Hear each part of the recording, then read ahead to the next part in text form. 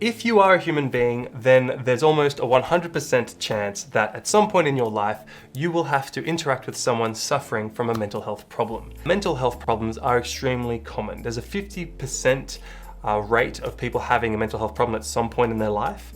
And that means if you know more than 2 people, odds are you're going to be interacting with people who have mental health problems. Having the skills necessary to talk to people who are suffering can really be helpful in their journey.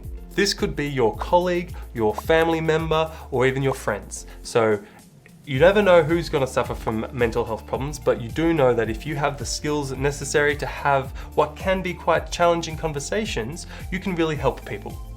My name is Dr. Sil. I'm a junior doctor working in Sydney, Australia with a keen interest in mental health and psychiatry. I'm also a mental health first aider and have completed the 2-day course.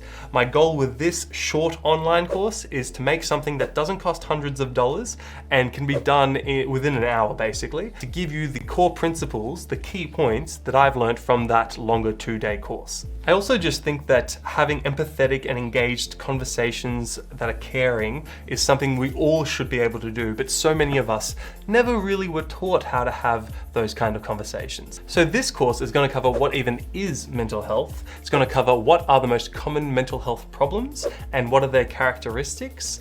We're going to talk about a mnemonic that can help you have a structure to how you approach these more challenging conversations. And we're also going to talk about what you should not do during these conversations. Finally, I'll show you some worked examples where I actually have some of these tougher conversations. By the end of this course, I'm really hoping that you have more confidence and a structure to use when approaching challenging conversations such that you can have a really positive impact in someone's life who may be going through a really negative time. All right?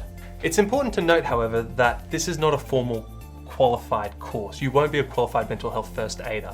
If you want to be, then you should do the 2-day course. It costs a couple $100, but this is just so that you have the skills at a personal level to be able to handle and engage with caring, loving, tougher conversations with people who may be suffering and potentially helping them significantly.